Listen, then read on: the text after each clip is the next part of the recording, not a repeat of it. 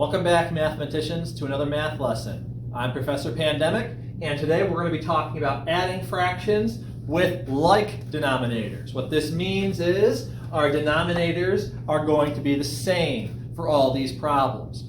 If they were unlike, we'd have a whole other thing going on. But for today, just like denominators. For the first couple, there'll be some different things as we go, and then we'll have you do a couple on your own at the same time. But let's start with explaining here. So we have 7/10 plus 6/10. You add the numerators together, 7 plus 6 is 13, but you never add denominators, so you just bring the 10 over. Notice a lot of times with fractions, denominators don't really change all that much, so make sure you remember that.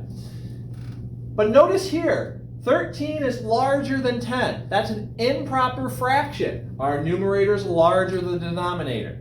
If it was 7/10, we'd be done.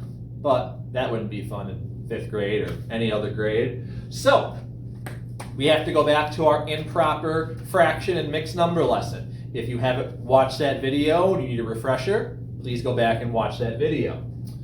So 10 goes into 13 once. We do our subtraction. We get 1 remainder 3. Our 1's our whole number. 3 is our numerator. And we have our 10. 1 and 3/10. It's in simplest form, so we don't have to put the fraction in mixed number in simplest form, which we will as we get going.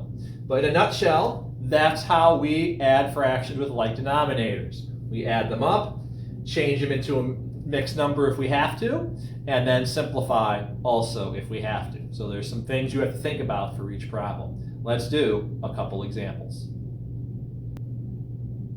Our first problem for today is 3/12 plus 7/12. See if you can put this answer, add it together, and put it in simplest form if necessary.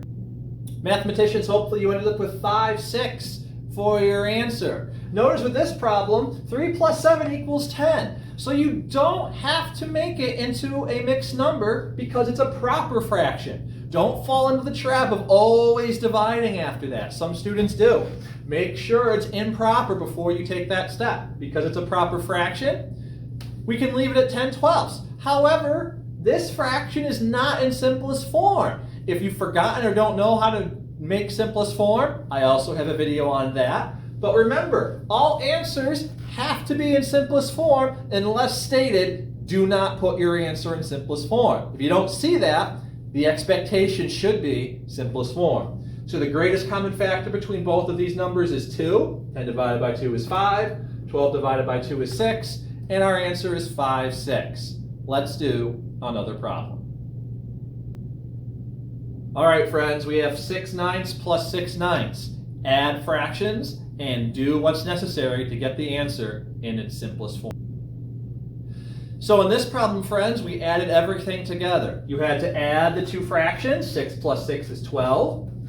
Denominator stays the same. We have an improper fraction, so we have to divide to put it into a mixed number. When I divide, I come up with 1 remainder 3. My 1 becomes the whole number. My 3 becomes my numerator. Denominator stays the same.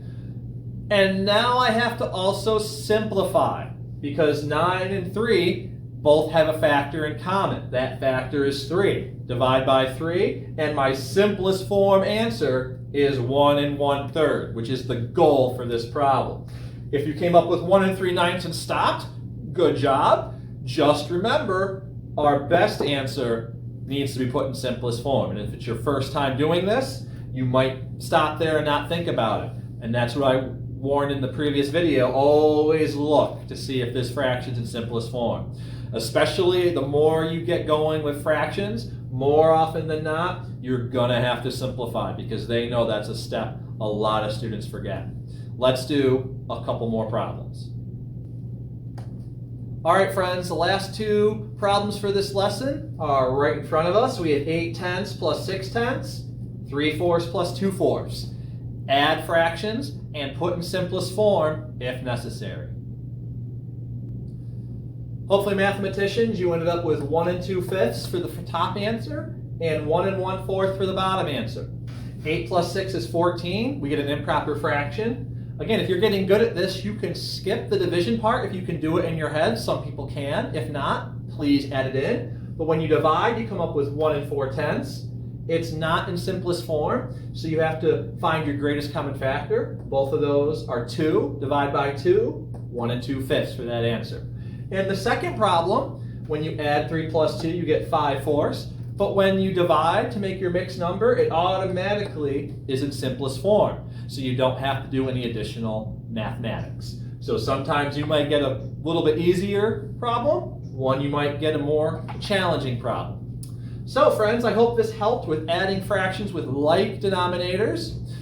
If you're enjoying these videos, please continue to watch them. As for me, I'm Professor Pandemic, saying the more you learn, the more you know. And we'll see you at the next math video. Have a great day, friends.